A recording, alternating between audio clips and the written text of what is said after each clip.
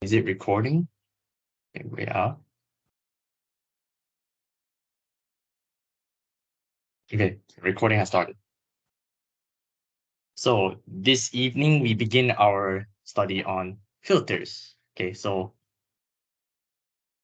filters, I admit it's kind of hard to grasp in the sense of circuits, but so I plan to start generally. Okay, let us start off with a general idea of what is a filter.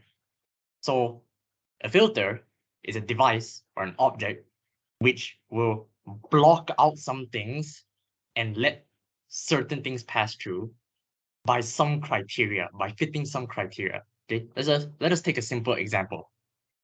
Say you have a beaker. Inside this beaker, what do you have? You have water, a mixture of water and sand. Okay, water and sand.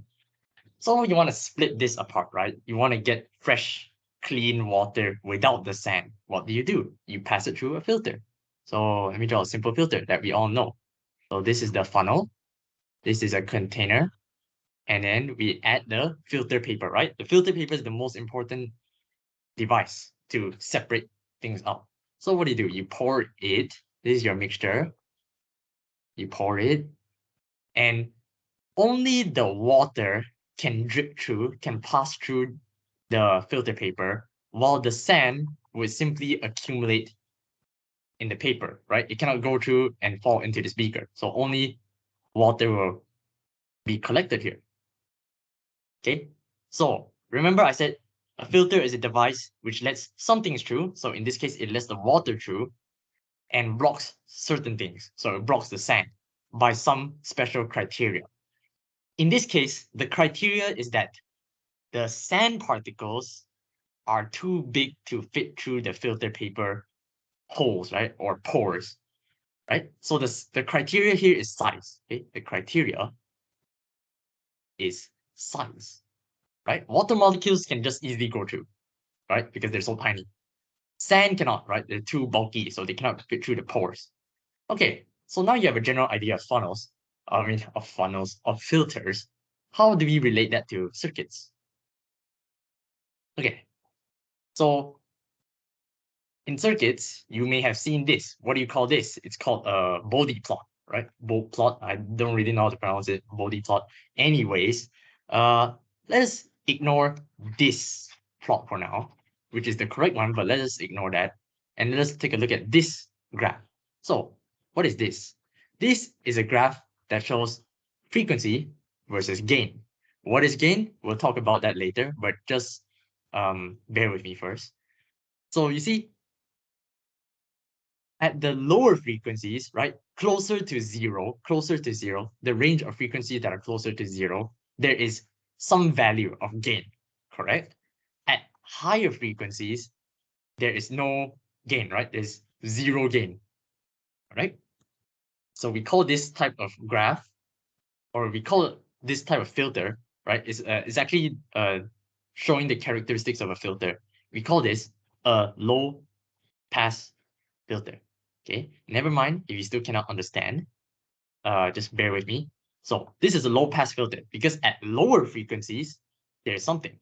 At higher frequencies, there's nothing. So it allows low frequencies to pass through. Okay, let us build a device to show what I'm talking about. So a simple device will look something like this. So this is the circuit, these are wires. So this box, I'm going to label it with low pass filter. Now, you don't have to really know what the filter looks like in detail is yet. You just bear with me. And this is our V out. And this is our V in. Okay, so this is a voltage source. I'm going to draw a voltage source, but the thing is, I'm going to draw a variable voltage source. Now, what does that mean? Okay, so I will expand it like this. Okay, so this is my V in, right? Plus, minus. And it's actually sinusoidal, okay? So it's actually AC current, yeah, AC voltage source. So I'm going to do like this to show it's AC. What I'm going to do is I'm going to put a knob here. Okay, this knob will change the frequency of this AC source. So this goes from 0 to 50 to 100. Okay, so that means I can change this knob, right? you all know what a knob is, right? It's like a dial. It's something I can turn, which can crank from 0 and then go in a continuous fashion. All the values between, right? It can go to here, here, here, here, here, here, here, here. Change. I'm essentially changing the frequency with this knob. Okay. So basically, I can turn this knob and change the frequency. Okay. All of these are in hertz. Okay. 0 hertz up to 100 hertz. Okay. So look at this. You see, here we have this FC, right? This is what you call the cutoff frequency. Let us say the cutoff frequency is 50. Okay. So what am I going to do?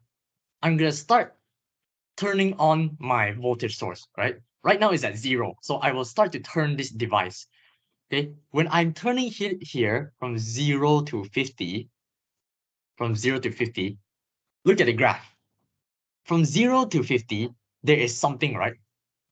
So when you, okay, for now, think of this gain as current. Okay, I know it's not correct, but you can just think of it as current for the time being. Okay, conveniently to think it as current. So when I change the knob value from 0 to 50, there is some current, right? There is some current, let's say 1 ampere.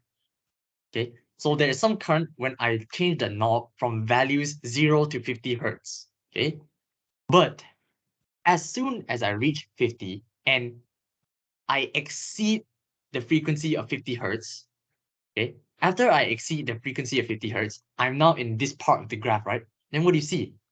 Nothing. There's 0 current.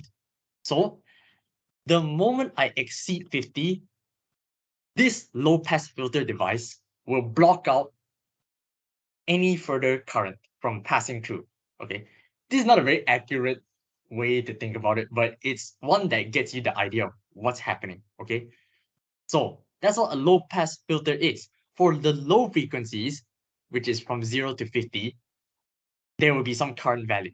But after I shoot above the cutoff frequency, which in this case I set it to 50, after I shoot above the cutoff frequencies, then this low pass filter will cut off any current from flowing through. And that's what a filter is.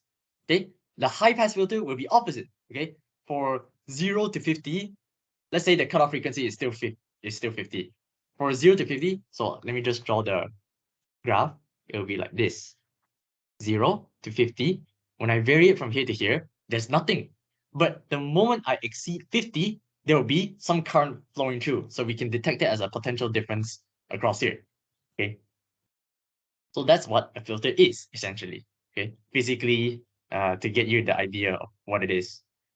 Now, the problem is that this graph I show you here is actually a very ideal case.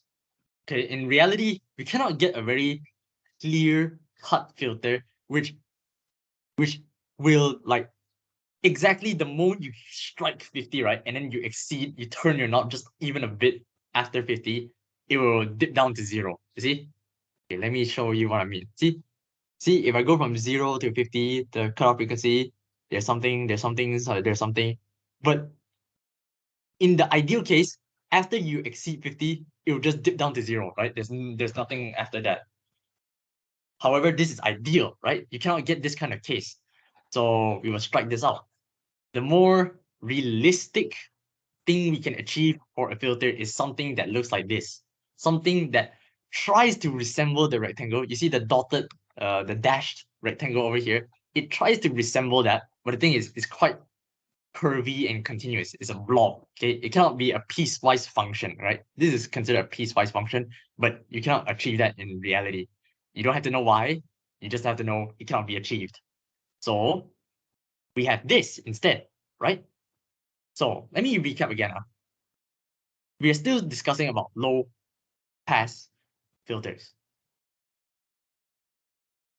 So why is it called low pass? Because for low frequencies, this is actually short for low frequencies. For low frequencies, it allows current to pass through. Okay, that's why it's called low pass filters, right? Low frequencies, there's something. Now, the question is, how low, correct? So the criteria here is the cutoff frequency. if you are lower than the cutoff frequency, it is considered low frequency. Then it can allow something to pass through. If you are above the cutoff frequency, then the current cannot pass through. So you get zero gain essentially. Okay. And oh yeah, I also wanted to define some terminology. For example, here you see there's a label of pass band. Pass band means the range of frequencies where there is some gain. Okay. On the other hand, we have stop band. Stop band means the range of frequencies where you see zero gain, right? You see, there's nothing here. There's nothing here. So it's a stop band. It stops the current from going through after it exceeds this criteria, which is the cutoff frequency. Okay, so recap, how low? It is defined by the cutoff frequency. That is the criteria that I'm talking about right here. So when we deal with the realistic case, right? When we deal with the realistic case, it's not easy to see where this cutoff frequency is, right? Okay, let me just ignore the labels. Let me just draw it over here. See, if I draw you this blob, right? It's not easy to tell, well, where is the boundary? Is it here? Is it here? Is it somewhere in the middle? Right? Here, here, here. Okay, so this is what we do. What engineers decide is this. Okay, let me just draw you a comparison, right? Okay, for example, here, you know definitely over here is where it cuts off, right? But it's not easy to tell here, right? It could be here, it could be here, it could be here, somewhere, we don't know. So how we engineers define it like this. Take a look at the graph. Yeah, let me make it a little bigger. Take a look at the graph. Where is the maximum gain? Over here, right? Okay, what you do is you reduce the gain by 3 dB. So you take this gain, whatever this is, and then you subtract 3 decibels from it. So you drop 3 decibels down, minus 3 dB. Then we don't know what that value is. Yeah, this is not accurate because this is not in decibels, okay? This unit is not in decibels, okay? But usually we will put it in decibels, okay? The y-axis will be in decibels. So take the maximum gain, you reduce it by 3 dB. Draw a horizontal line, dot, dot, dot, dot, dot, dot, dot. Then you see it cuts the curve, right? It cuts the Bode plot curve. Now you drop down. This corresponding frequency value will give us the cutoff frequency. Okay, I'm going to repeat again for those who couldn't grasp it the first time. Take the maximum frequency, reduce it by 3 dB. Okay, draw a horizontal line. It will cut the curve, correct? Now go down from where it cuts the curve. This value will be our cutoff frequency. Okay, so that's the idea of how we define the cutoff frequency. Yes, this thing is just a defined criteria. Okay, and that's how we get it. I will teach you how to get it specifically later, like the workings and the formulation and all. So I just want to give you a rough idea of what the filter is. So yeah, I'm just checking whether I missed out anything because I know there's a lot of terms that will be tossed at you in this chapter. I think that's it. If there's anything, I probably will find it along the way. So let us jump to doing 8.1 now. So let me give myself some space.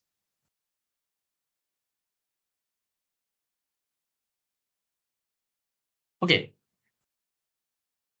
In the circuit below, find the expression for the frequency response H. Okay, so as far as MA2009 is concerned, there are many names for frequency response.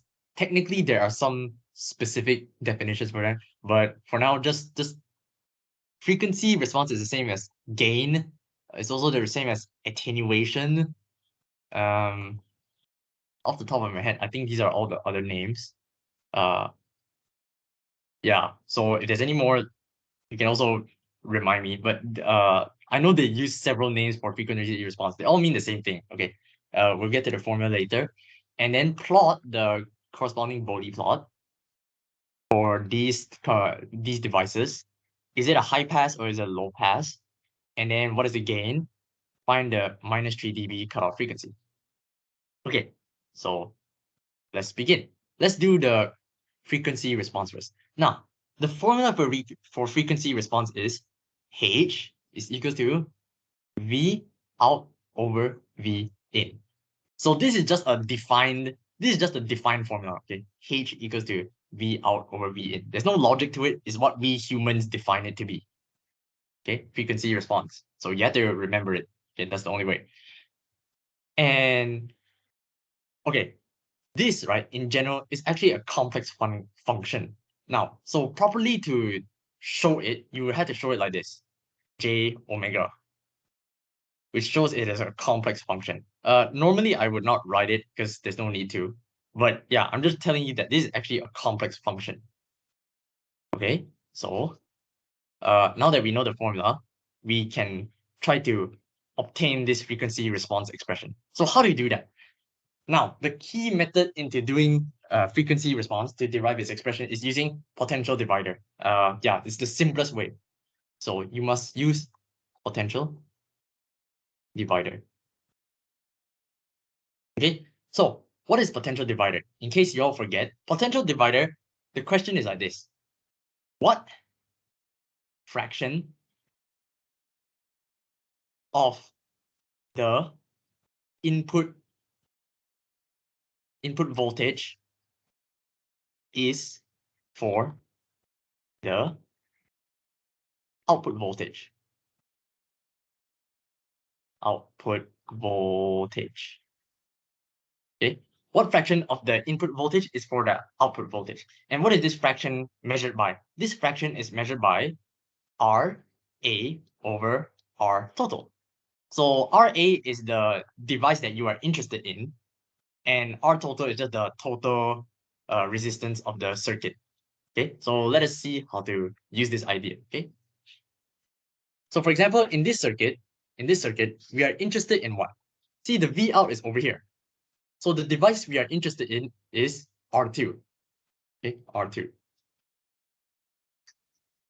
So the potential divider is like this. V out is equals to the fraction of VI, right? What fraction? We take R2, right? Resistance of R2 divided by the total resistance of this entire configuration of this circuit. Now, in this case, specifically, I should have said total impedance, okay? Not resistance, actually. Total impedance. So you see, these things are all in series, okay? We want to find their total impedance. So how to do that? We just add them together. Because they're in series, you can just simply add them together. So R1 plus R2 plus, for capacitors, the formula is 1 over J omega C. Okay, this is the fraction multiplied by the V in. Okay, you see, potential divider is like that. You're interested in this output voltage. So what fraction of the input voltage is the output voltage? That fraction is given by the resistance of the device you're interested in, which is R2 right now, right? R2, divided by the total resistance of the whole thing. Okay? So this is how I get it. R2 divided by R1 plus R2 plus the impedance of the capacitor times VI. Okay? Now, remember, our objective is to find H. H is given by V out over V in, right? So how to get V out over V in here? See, we have V out here, we have V in here. So what we do is move V into this side, right? If I move it to that side, multiply will become divide. So when I transfer it to the left-hand side, it will become V out over V in equals to copy down the rest.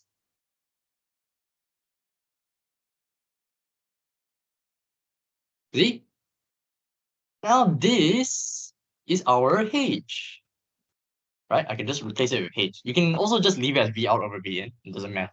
But that is how you do it. Okay. So the go-to approach is like this: use potential divider, then move the V in to the other side to get V out over V in, and that will be your H. And then this is our expression for H. So I'm just going to copy this down. Copy and then paste. This is our answer, right? They asked for expression for frequency. This is the first answer. You actually cannot plot the Bode plot straight away, so just ignore that. Is it a high pass or is it a low pass? Now, to identify whether it's a high pass or a low pass, you must use limits, okay? The limits that you already know from MA2009. Yes, mathematical limits. So how should I do this? Okay, I'm going to transfer it to the middle here. what we need to do is, you see, what does low frequency mean? See, we have to either identify whether it is a low frequency or a high frequency. Low frequency means the values of omega. Remember, omega means angular frequency. Angular frequency is actually just related to our frequency, okay? Yeah. So low frequency means the omega values which go closer and closer and closer to zero, right? That's what it means to be low. You're getting closer to zero, right? So to identify whether it is low frequency or not, you need to take the limit as omega approaches zero for your this expression, okay, for your H. Okay. Then for high frequency, it is the opposite. So high, what's the meaning of high frequency? It means my omega values will go higher and higher and higher and higher. Higher until where? We just let it tend to infinity. That's what it means by high frequency. You just let it tend to infinity. So in this case, we will let our limit of omega tend to, tend to infinity of H. Okay. So we must do both cases. Okay. And the results of both cases will tell us whether it is a high or low frequency, low pass filter, sorry, high or low pass filter. So let us do that. So first, we take the limit of omega approaching zero for the H. Now the H just now we found it is, let me copy down from here. So it is R2 over R1 plus R2 plus 1 over J omega C. Okay, so now this will start to become mathematical. So, you see, take a look at this fraction. It is the only thing that contains omega, correct? Now, as you let this approach to zero, so what you're saying is this fraction is 1 over 0, right? 1 over a very small number. 1 over a very small number is actually tending towards infinity, right? If you take your calculator, you take 1 divided by 0.0000001, you get a really huge number, right? If you take it even smaller, 1 over 0.00001, then it will become even larger. So as omega approach 0 here, 1 over 0 is almost like saying this goes to infinity, right? Now take a look at this. I have something divided by something plus infinity, okay? R1 plus R2 plus infinity will just go to infinity still, correct? See, the denominator will all go to infinity. See, some number plus infinity surely will be infinity. So the denominator will go all the way to infinity, right? So when you have a number, in this case, it is R2, R2 divided by infinity, it will be tending towards 0, right? So the answer to this is it tends towards 0, right? A number divided by a really large number will become 0, okay? So let us do the high frequency one. So high frequency is the opposite, omega tending to infinity. Then we just copy down the same expression.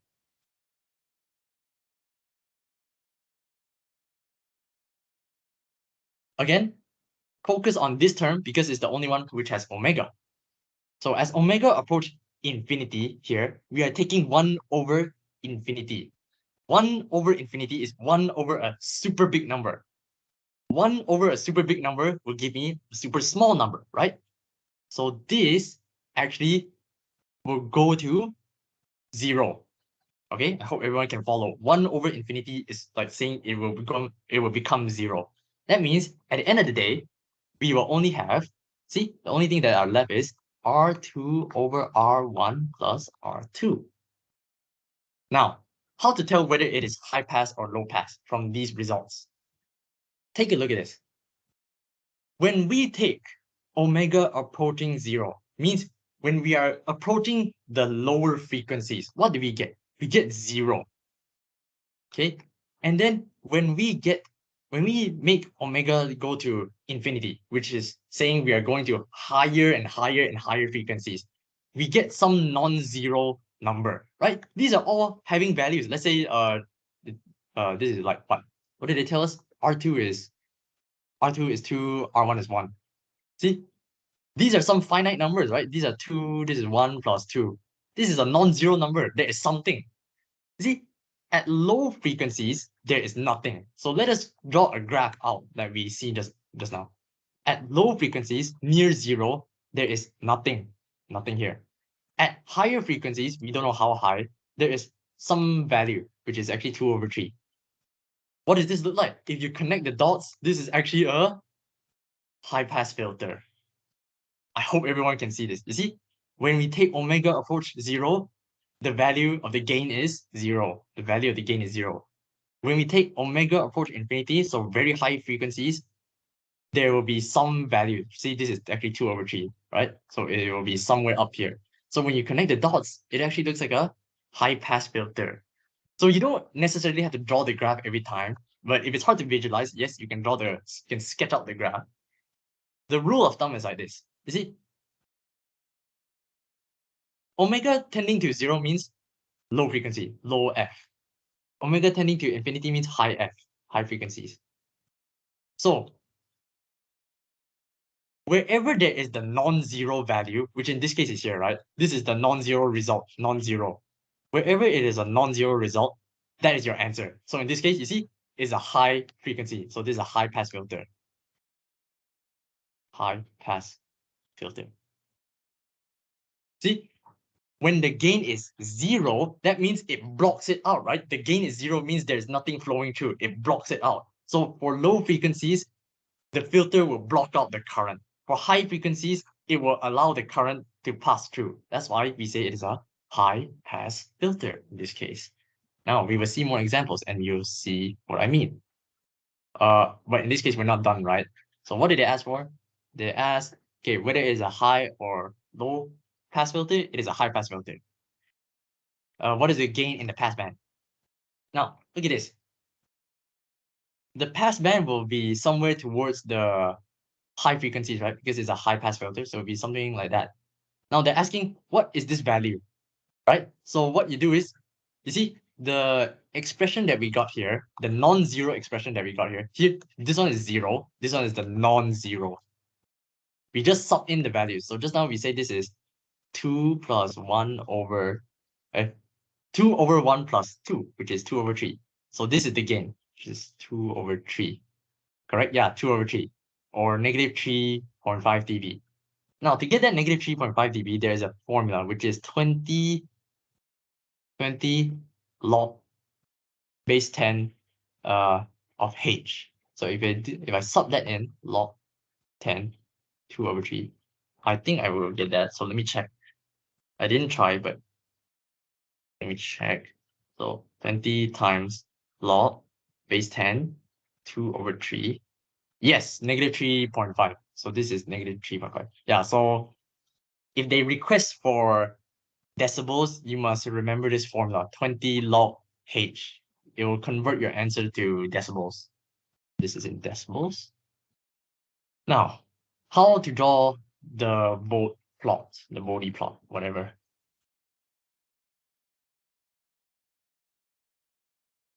Okay, here are the steps for drawing the Bode plot. Now, there are 3 features that you need to have in order to draw the Bode plot. So, Bode plot, or rather, how to draw Bode plot.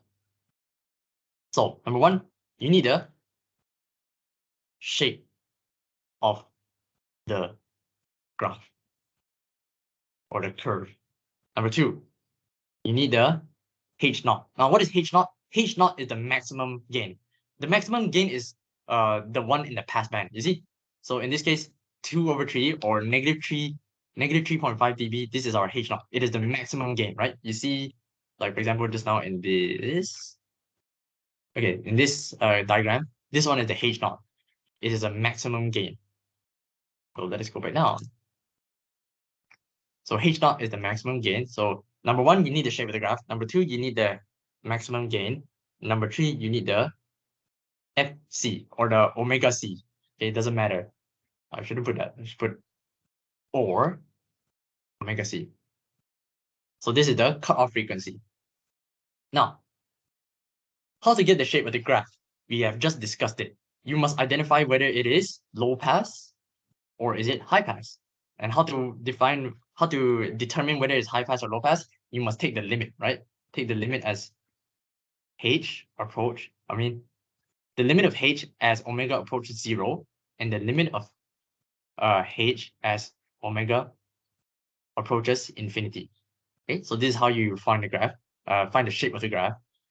So if it's low pass, it will look something like this. See, something here at the low frequencies, but nothing for high frequencies.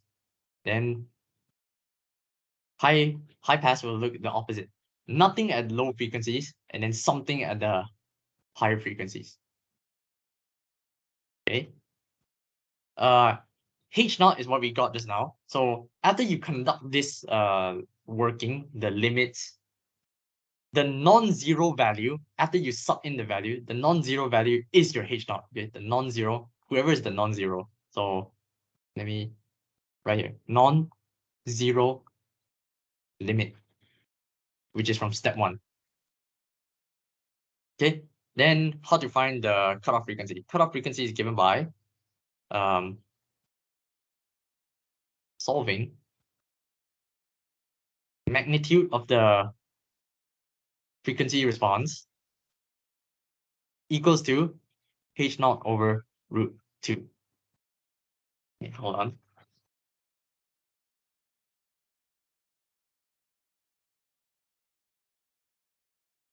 Okay.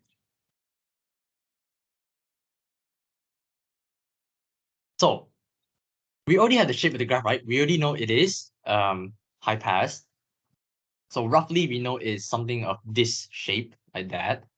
Then we already know the h naught, which we found is 2 over 3 or negative 3.5 dB. How to get the how to get the cutoff frequency? Now, cutoff frequency, to obtain it, you have to solve this equation.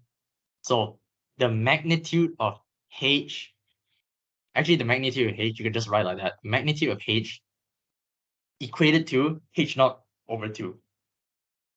This is a dead method, okay? Just after you solve omega or omega c from this equation, it will generate out for you the cutoff frequency. You just have to remember this equation. Magnitude of frequency response is equal to the maximum gain over root 2. Solve for omega, then that is your cutoff frequency. This is just fixed in stone already. If you want to know the explanation why, I honestly don't know it myself, but I can refer you to Professor Colin for the explanation. I think he's more than willing to help you understand where this comes from. But for now, I would just tell you as it is. To solve for cutoff frequency, you just start off with this equation. And now let us start. So this is our expression for the gain that we got just now, right? So this will be R2 over R1 plus R2 plus 1 over J omega C equated to, now, what is our H naught? Our H naught was the non-zero limit that we got just now, right? This one, the highlighted one, oops. This one, right? So we just sub that into the right-hand side. Now, this may look weird, right? But I'm going to sub it like this. R2 over R1 plus R2, right? Over root 2. I know this looks strange, but bear with me. This is really how you need to do it, right? There's no other way. And also, a word of caution, please do not substitute any values here yet. I know it is tempting to put, hey, why don't you just put 2? Why don't you just put 2 here? Why don't you just put 1 here, right? But please don't do it yet, okay? Bear with me. You'll see that if you substitute values, right, it will just get messier. Okay, so we just maintain everything in algebraic terms first.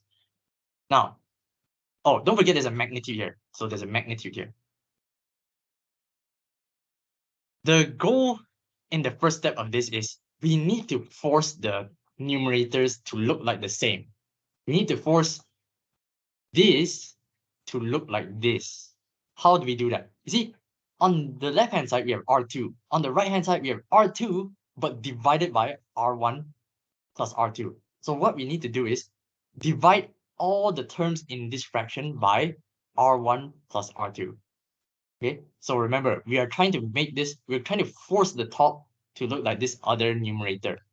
So how do we do that? We divide everything by R1 plus R2. So divide this by R1 plus R2. So in the bottom, we also need to do, so this thing I can divide by R1 plus R2. This one I can also divide this fraction by R1 plus R2. Okay, essentially every term you see in this left-hand side, you divide by R1 plus R2. So, you see, the top will become what? The top will become R2 divided by R1 plus R2 over, see, R1 plus R2, R1 plus R2 divided by itself is just 1, right? It just becomes 1 plus 1 over J omega R1 plus R2C. Okay, I just move C to the back like that. And don't forget your magnitude equals to this thing you can copy down. So R1 plus R2.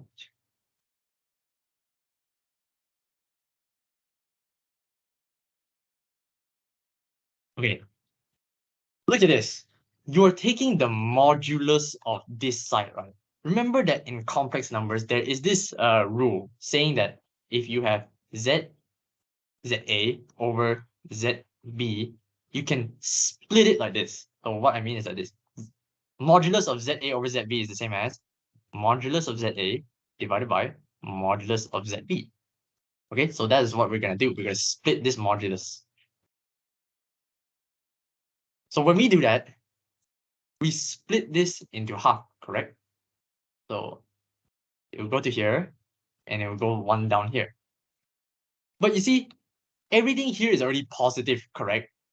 R2 is 2, right? The values are all positive number. You cannot have negative resistances, correct? This is positive 2, this is positive 1, this is positive 2, right? So everything here at the top is already positive. That means we can just drop the modulus operator. You can just drop this away, correct? I hope everyone can see that. All of these terms at the top are positive, so modulus of a positive number is just itself. Okay, so no changing in that. You see, now the beauty is this. Since the top here and the top here are the same, the numerators are the same. So what that means is the denominators will be equal. The numerators are the same, so that means they're exactly the same. Oh, actually, this is R2, sorry. R2, sorry. Okay, yeah. The numerators are exactly the same, so that means the denominators are exactly the same. So that means the tops can actually just cancel. This cancels with this, or you don't even have to write it. Just, you know that the numerators are exactly the same, so the denominators must be exactly the same. So let us just write that down. 1 plus 1 over J omega R1 plus R2 C equals to root 2. Right? I'm just focusing down here only. Now, remember the trick I told you? When you have 1 over J, you multiply top and bottom by J, you will get negative negative J. Yeah. This and this become negative, and then 1 times J will become negative J. Yeah. So the shortcut is this. Whenever you see 1 over J, this will become negative J, right? Just to shortcut the steps in between. So whenever you see 1 over J, you can write this as negative J. Now, where do I see 1 over J? Over here. See, 1 over J. I can change this to negative J. So let us do that. So 1. So the negative, I will replace this positive. Negative 1 over omega R1 plus R2 C. And the J, I will write it over here on this side. J is over there, like that. Right? I'm going to recap again. You see, I see 1 over J over here, so I will change it to negative J. 1 over J is the same as negative J. So I put it as negative J, like that. Now, why do I write it like that? Because it's easier to see the rectangular form now. Remember, rectangular form is like this. A plus bi. This is a complex number in rectangular form. To find the magnitude of this, the formula is square root of a square plus b squared, right? Now, this is already in rectangular form. Who's the A? Who's the B? This is the A, right? And this here is the B. And this J is actually I, correct? So you see, A plus B I. So to find the magnitude of the right side, what I do is square root of A square plus, actually this is negative omega R1 plus R2 C squared equals to square root of 2. Okay, so where's my pen? Okay, see, both sides have square root, right? Both sides have square root, so I can cancel both sides square root. So this cancels with this, right? Both sides have square root, I can just drop them. 1 square is 1. Then I square this inside, I'll get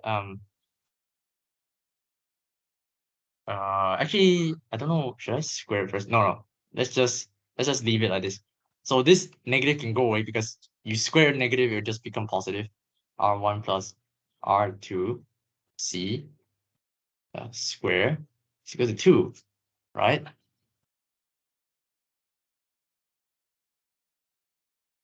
Now, if I bring 1 to the other side, it will become 2 minus 1. 2 minus 1 will become 1. So this side become 1. Then I actually have 1 over R1 plus R2 C square. I want to bring square over, so the opposite of square is square root. I bring square to the other side, it becomes square root. So square root of 1. So that means I take square roots on both sides. Square root this, square root this. I will get 1. This side, I just leave it omega R1 plus R2 times C. Remember, our objective here is to make omega the subject, right? We want to solve for omega because that is our cutoff frequency. Omega is angular frequency. So if I make omega the subject, I'll get 1 over R1 plus R2 times C. And this, ladies and gentlemen, is our cutoff frequency. So by right, actually, I should denote this with subscript C. Yeah, omega C. It's actually better you write omega C throughout, like omega C, omega C, omega C, omega C, omega C. Yeah. Because when we start with this equation, right? When we start with this equation, what we're trying to find when we solve for omega is our cutoff frequency. So you better label it as omega subscript C. And this, my friends, is the cutoff frequency. So when you sub in the values, you should get 1 over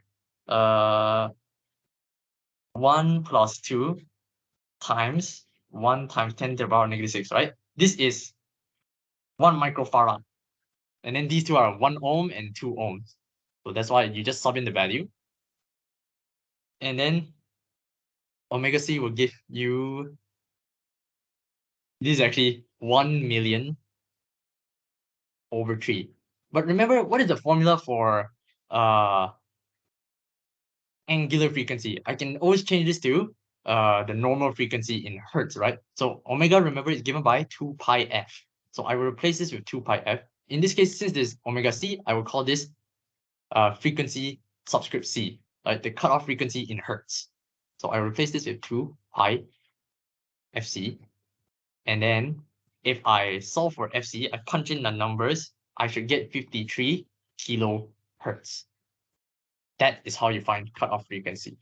I know it's quite algebraically tedious, right? That's why I mentioned in the team's announcement, be prepared for rigorous algebraic fraction. But this is the way. Please, please, please, I warn you again, and I warn you 10,000 more times, do not sub in any values starting when you are doing this process. If you sub in values, there's no way you can beautifully solve for omega. Trust me. Okay.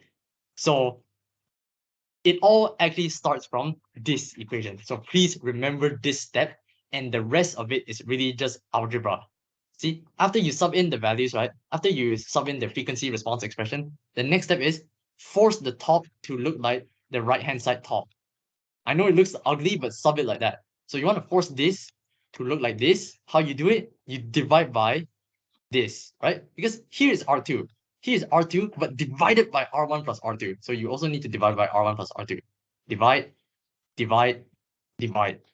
Then, now that they're the same at the top, you know that the denominators will be equal. So you equate the denominator, you change this into rectangular form, right? You change this to rectangular form.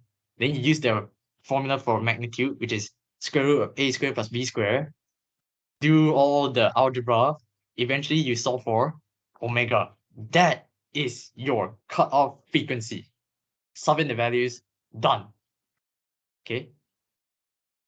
And the rest of it will really be a repetition of this whole process. So remember, our objective is to draw the Bode plot, right? So we already got the shape of the graph, we already got the maximum gain, and we finally got the cutoff frequency. Yay! We can start to draw the graph already. So let us do that.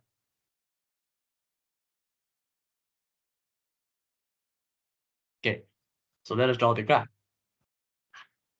So now we know it is a high pass filter, so it should look like this, right? Let me start from here, like this, and it dips down. It doesn't matter where it dipped down, okay? It actually should dip down to 0, like that. Okay, it doesn't matter where it dipped down. You just make it slant. Oh, I'm gonna make it slant a bit more. You'll see why. So remember, we found that this at the top is 3.5 dB. And then we know that the cutoff frequency is 53 kilohertz, right? But remember what I said. So how did engineers define the cutoff frequency? Number one, we subtract the maximum gain by 3 dB. So this is negative 3.5. Negative 3.5. So negative 3.5 minus 3 is minus 6.5. Okay. So where this red line cuts the curve, drop down. This is our cutoff frequency, which is 53 kilohertz. So this is F. This is the gain in dB. And then another thing to label is this, the slope of this line. Now, what is the slope of this line? This slope is always, always, always 20 decibels per decade. 20 dB per decade. You just label it like that. It is always 20 decibels per decade. Now, what happens if it's slanting like this? Then this is negative 20 dB per decade. I think so. If I'm wrong, please clarify with Professor Colin. Yes, this always has a value of 20. Why? Also ask Professor Colin. There's a whole derivation. I think it has to do something with this formula, log 10 h. If you linearize it, you see that the gradient is 20, correct? That's the rough explanation. I don't know the details, but I think this is the idea. It comes from this formula. So yeah, that value of the slope is always 20. So recap, to draw your Bode plot, number one, you need your shape. Shape is whether it's low pass or high pass. Number two, you need the H naught, the maximum gain. Okay, you need to label this. Then the last thing, you need your cutoff frequency, which is the tedious process of solving for this. H magnitude is equal to H naught over root 2. You solve this for omega, this will give you your cutoff frequency. Okay? I know it sounds complicated at first, but bear with me. The more you practice it, right, you think that it's actually not the hardest thing in the world. Okay? So practice makes perfect, and you need more practice. I think that's all for this question, correct? Yep. Okay, so I will move on.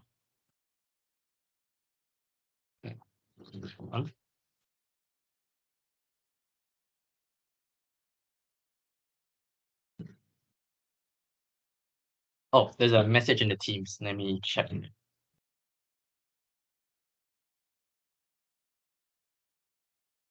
Isn't it -1? Which one is -1? Samuel, please tell me where's -1.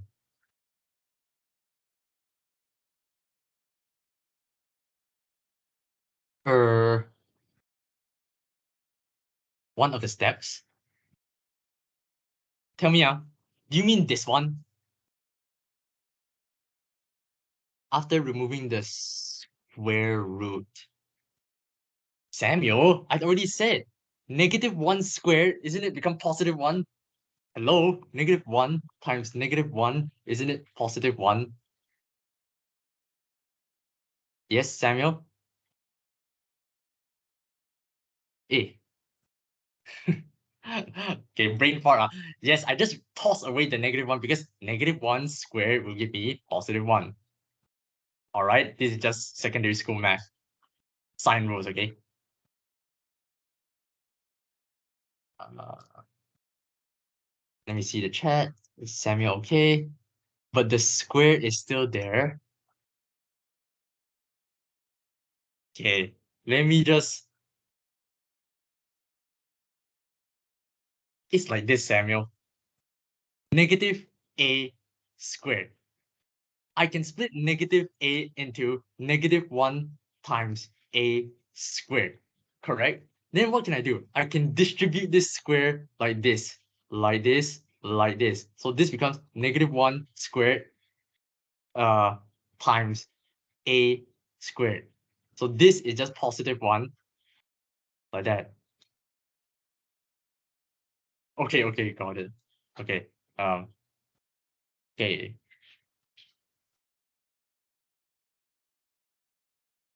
See, so you all laugh, right? You all think, algebraic fractions, we ever seen it in secondary school. But there are people who don't know, who still like are troubled by this kind of algebraic manipulation. So don't laugh. I told you, prepare for it. And see, there exist people. I know there exist people that will have trouble dealing with all this crazy algebra, right? This is actually a maths thing, not a circuits thing, correct? But don't worry, I will not kill you by saying, oh, it's just like that. Okay? I know it's very hard, but don't worry, I'm here for you. Let me see what I'll do.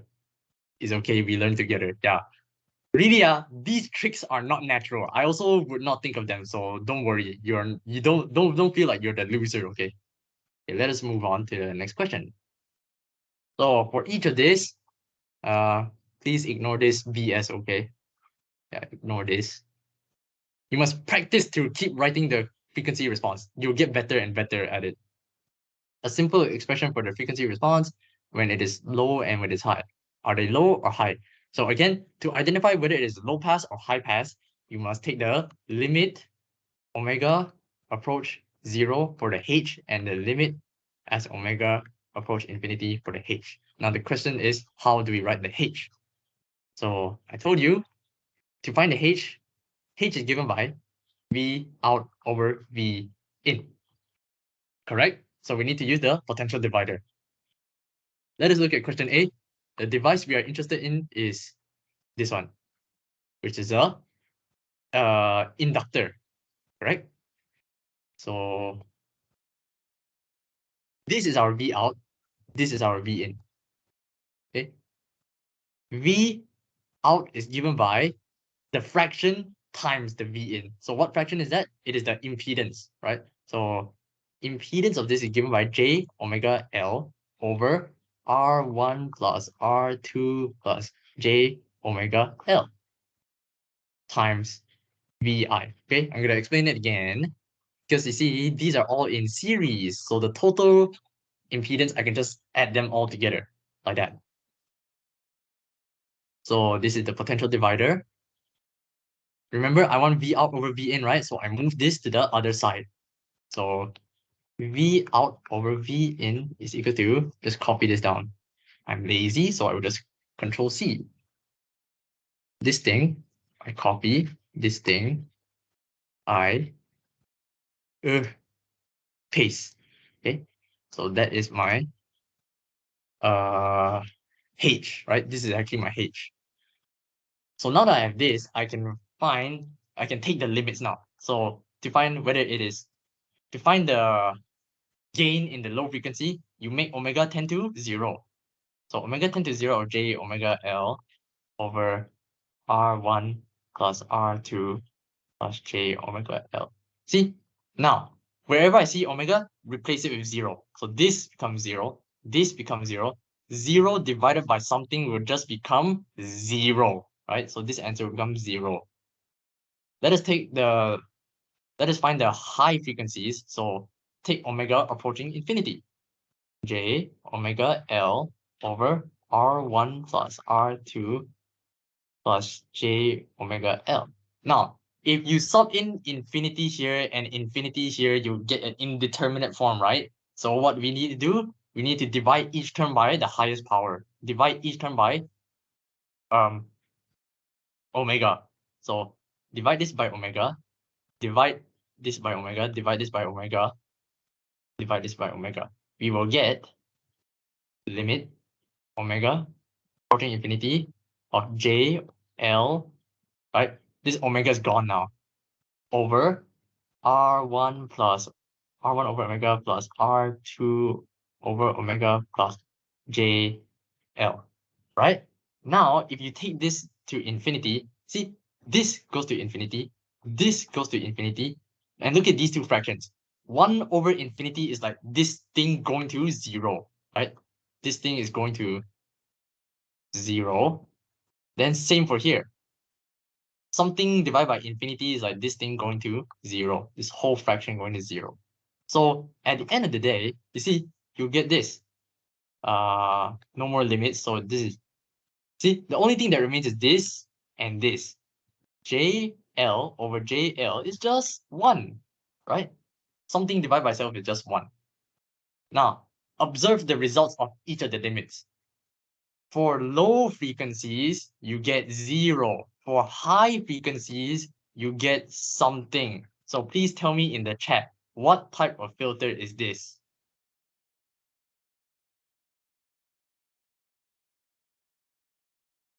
Yes, anyone? HP? Anyone else want to try? Vishnu? Ain? Samuel? Haran? Brian? Sherman? Oh, Sherman was the one who tried. Sorry. Okay, no one object. So the answer is yes, Sherman is correct. See, low frequencies, we get nothing. High frequencies, we get something. So that means it allows for high frequency current to pass through. That's why it is a high pass. Okay, let me check the answer. Yes, it is high pass. Okay, so that is the sickening motion of it. First potential divider. Get V out over V in. Take the limit. Omega goes to 0, omega goes to infinity. Check who is the 0 value. 0 means the current gets blocked out at that frequency. Here, omega go to 0 means low frequency, which you get 0. So that means it's blocked out at low frequency. That means the high frequency is allowed to pass through like that. So let me do the next question. Next question is okay, let me take a snipping tool of this.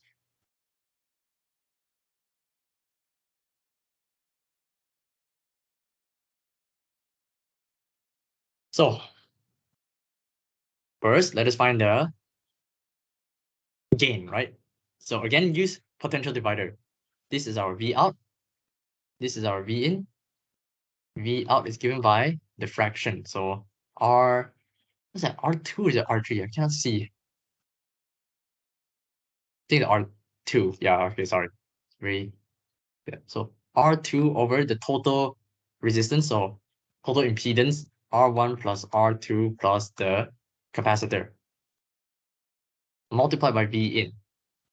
Okay, move this to this side to get V out over V in. V out over V in is equal to R2 R1 plus R2 plus 1 over J omega C. So you take the limit. Oh, sorry. I mean, this is actually H, right? V out over V in is our H. Now we want to identify whether it's high pass or low pass. Take the limits. So limit as omega approach 0 of R2 R1 plus R2 plus 1 over J omega C. Focus on this term because this one has omega. When this goes to 0, you're taking 1 over 0. 1 over a super small number will give you a super big number. So this is like saying this whole fraction goes to infinity. Now take a look at your whole thing. You are having some number divided by infinity, right? These two numbers plus infinity will give you infinity at the bottom, right? Some number divided by infinity, 1 over a very big number should give you a small number, which goes to 0. So the low frequency limit is 0. Now let us take the high frequency limit. Limit as omega approach infinity, the same thing. So look at omega. This goes to infinity. 1 over infinity is a super small number. 1 divided by something very big is very small. So this becomes 0. So at the end, you're only left with R2 plus R1, R2 over R1 plus R2, like that. So, you see? Tell me, someone in the chat. Low frequencies, we have nothing. High frequencies, we have something. So this type of filter is a high pass. Thank you, Sherman. It's a high pass filter. See, Sherman's getting the hang of it. So this is a high pass filter.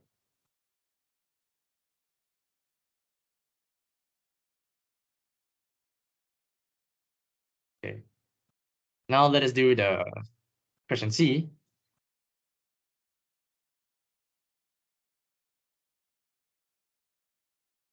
This is question C. Okay, so I'm not gonna do this straight away. I want you all to tell me what's the first step I should do. What's the first step that you always do to find the frequency response? LP. Samuel, I didn't even ask for the answer. I asked for the first step to take to find the frequency response. Potential divider. Thank you, Sherman. You're on fire today. Okay. So first thing, potential divider. So this is my V out. This is my V in. In this case, it's a bit difficult. Why? Because the V out, it's not just the potential difference across this resistor. It is the potential difference across this node. Okay, you see, this is a node. This is a node. So actually, the device we are seeing is the combined impedance of this capacitor and this resistor, right? Remember, this is a node. Ask yourself, is there any device in it? No, no device, no device. So this is a single node. Here is the same. No device, no device, no device. So this is a single node. So this V out is not just for the resistor, it is for the resistor and the capacitor combined. Okay. So that means we need to combine these two impedance. So let me just look at my working. Okay.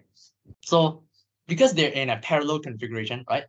This capacitor is parallel to this resistor. Let us call this combination, these two together, we call it Z para for parallel. Okay, so our job here is to first find Z para. How do we do? We just use the formula. So 1 over Z para is equals to 1 over first the Z of the capacitor plus Z of the resistor. So capacitor is given by 1 over 1 divided by J omega C plus 1 over, for resistor, the impedance is just a resistance. R2, right? This is actually R2. Yeah, then we simplify this. Okay, you make Z para the subject, you should get 1 over J. Okay, let me not skip the steps, okay? Because I know algebra is a bit tedious. 1 divided by this is just taking the reciprocal, okay? 1 divided by 1 over J omega C is just the reciprocal. Oh wait, I don't know why my OneNote is not responding. Hold on. My OneNote is crashing. I don't know why. Okay, yeah. As I was saying, 1 divided by 1 over J omega C will just give me J omega C. Okay, so this becomes J omega C plus 1 over R2. So that means if I want to find Z para, I need to find the reciprocal of this. So Z para is equal to 1 over j omega c plus 1 over r2, like that. Okay, so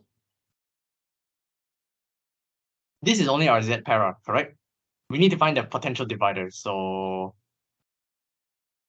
V out is equal to Z para over the total impedance, which is Z para plus R1 times VI. Move this to the other side because frequency response is given by V out over V in, right? So V out over V in is equal to the Z para we got is this gigantic expression. So 1 over j omega c plus 1 over r2 over, let me put brackets to make it clear, 1 over j omega c plus 1 over r2 plus r1. This vi is already gone. What we do next? Okay, now we just need to take the limit of this gigantic monster. So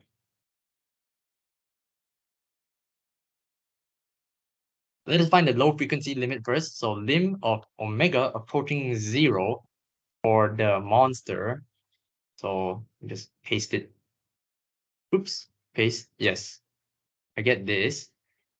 Now focus on the omega terms, right? This one and this one. If omega approach 0, what do you get? This goes to 0. This goes to 0. So see, 1 divided by 1 over R2 will just be R2, right? Reciprocal of reciprocal is back to normal. So this becomes R2. Same for here. 1 over R2, reciprocal of reciprocal is back to normal. So this is R2 plus R1. This is our low frequency limit.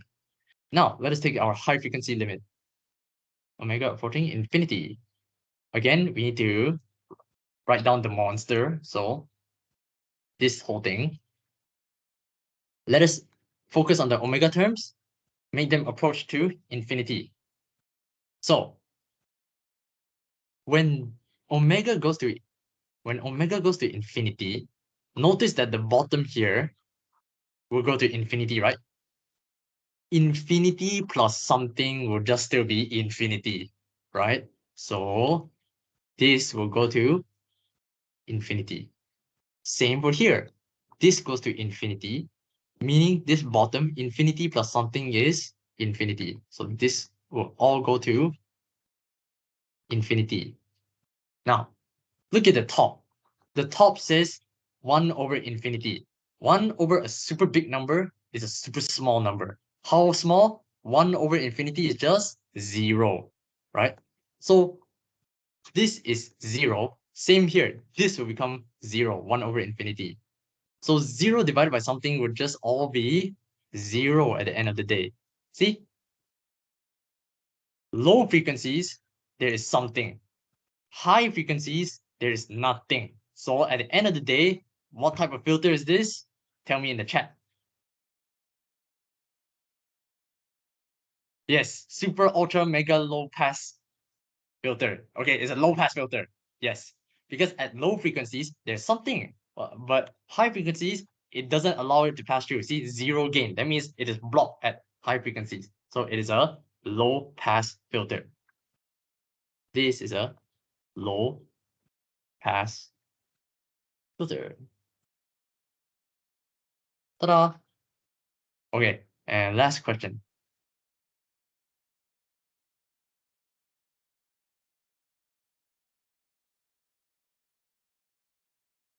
You notice that it becomes a very repetitive cycle, right? Okay, but that is the beauty of it. It is a repetitive cycle, so it is not impossible. It is just a matter of practice. So in this case, again, step 1, potential divider, right? Because we want to find, our objective is to find H, which is V out over V in, which can only be obtained using potential divider. Here, this is our V out. This is our V in. So potential divider states that V out must be equal to R2 over the total impedance R1 plus R2 plus J omega L, because this is an inductor, times V in. Move this to the other side because we want V out over V in. V out over V in equals to, copy this down. Realize that this is our H, so this is equal to H. Then equals to, okay, now we can start to take our limits. So first, low frequency limit as omega approaches 0 for R2 over R1 plus R2 plus J omega L. So omega goes to 0, this one is gone, this term is gone. So our low frequency limit is this, R1 plus R2. Limit as omega approach infinity, our high frequency limit. So R1 plus R2 plus J omega L. So when omega goes to infinity, see, look at the bottom. Some things plus infinity will become infinity. So the denominator is all infinity, correct? The denominator will all just become infinity. Then, see, something divided by infinity will just be 0, right? Because it is some number divided by a super big number will become a super small number, which is 0. So for low frequencies, there is something. High frequencies, there is nothing. At the end of the day, what filter is this? Low pass filter. Okay, yes, low pass filter. Okay, so we can conclude that this is a low pass filter. Done. Okay, so that is it. Oops. Okay, I don't know why my mouse is not working. Oh, because my hand is disturbing. Okay. Okay, so I guess that's it. We can just stop the recording here.